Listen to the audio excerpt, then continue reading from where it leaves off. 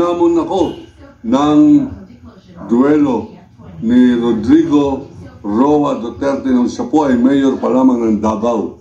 At sinabi niya, matapos niya akong murahin, sabi niya, magkita tayo, animal ka dyan sa harapan ng City Hall ng Davao. Huwag ka magkukortesi call sa akin, sasampal-sampalin kita. Dumating po ako, hindi po siya dumating. Ano ibig sabihin nito? Pagpantay ang laban, takot yung mga Duterte. Waldi Carbonell, nasa Luneta na, inaabangan akong dadating si Baste. Hinamon niya ng duelo, barilan si Baste. Kahit daw si Digong sumama pa saka si Bato. So yan, tingnan natin. Ngayon November 10. Mag-alas 9 na, alam ko. Ang taning ng oras yan, alas 9. Tingnan natin kung may bayag yung mga Duterte talaga na yan. Pag walang batik, tingnan natin kung sisipo. Itong si Kawaldi, ito yung hinamon din ni Duterte nung araw. Ni Digong mismo, dyan sa Davao mismo ha. Kasi nga ito yung nag-iimbestiga sa pagkakapatay ng isang journalist, radio commentator na si Jun Pala. Sabi ni Duterte, sasampi-sampi kahin daw ito. Sabi naman nitong si Waldi Carbonell nung araw, nung kabataan niya, ay pag sinampal niya ako, sasampalin ko rin siya. So nayabangan si Duterte, hinamong ng duelo sa harap ng City Hall ng Davao. Alas 9, sumipot si Waldi Carbonell. Ay wala si Digong. Namuti ang mata ni Carbonell. Wala si Digong sa kanyang teritoryo mismo. Ngayon naman, baliktad ang sitwasyon. Dahil sa inukray-ukray nitong si Baste, lilipulin daw niya, uubusin daw niya ang Ilocos Norte. Kapag pag may naging pangulo sa mga Duterte, Ilocano pala ito si Waldi Carbonell. Hinamon siya kayo ng barilan. Ngayon mismo, November 10. Ito, mag-alas 9 na. Mga 14 minutos na lang para mag-alas 9. Tingnan natin ang bayag ni Baste kung siya isisipot dito sa draw.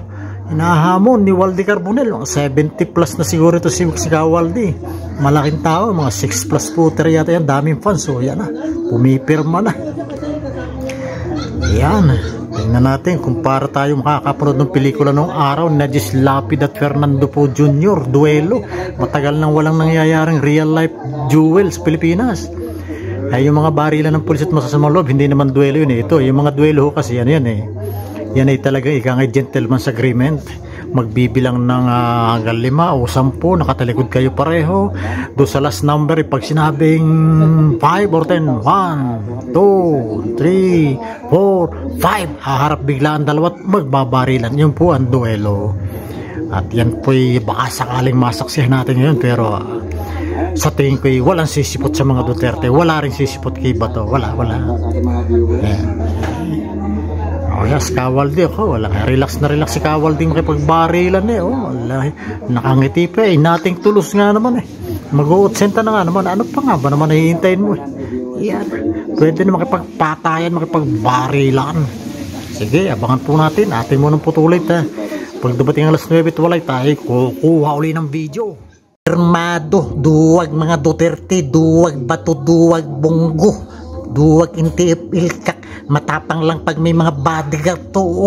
Walang pumunta, wala bayag atras beklog ng mga Duterte. Wala kayo. Mga tao, supot daw. Ang hindi raw sumipot, supot. Yun.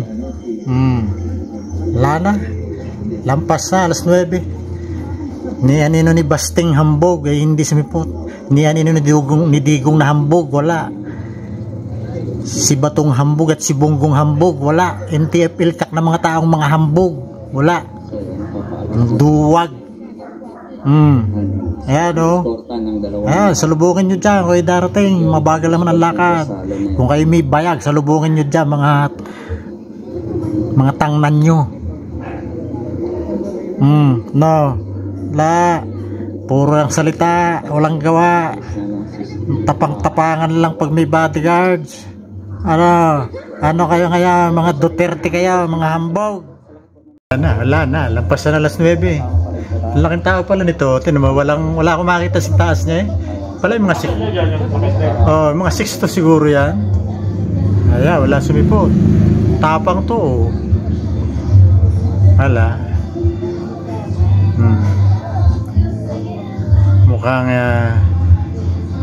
wala rin namang sniper. Hindi sila makakapagpadala ng sniper dito siguro. mamomonitor agad eh. Hindi nila teritoryo to Luneta eh. Una tayo dito sa may Siguro nung araw nasa pwesto pa sila, baka pwede pa. Ito, wala na eh.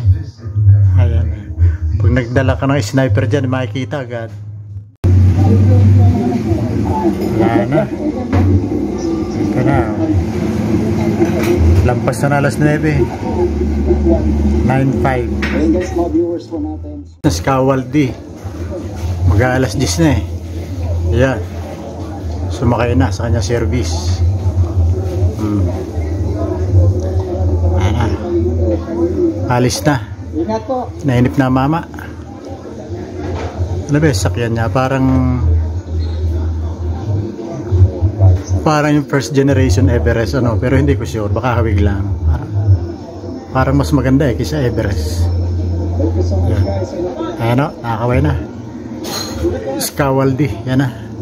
Kasi ang oras ho ngayon ay ano na eh 5 to 10, 5 minutes before 10 in the morning ho. Yan na si Kawaldi.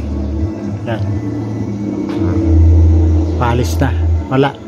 Walang sumipot sa mga Duterte. Hindi sumipot si Bato. Hindi sumipot ang NTFL CAC. Hindi sumipot si Ka-Eric.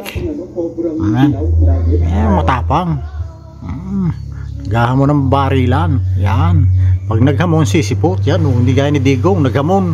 Nung araw kay Kawaldi. Hindi naman sumipot. Tapos Kawaldi naghamon. Sumipot.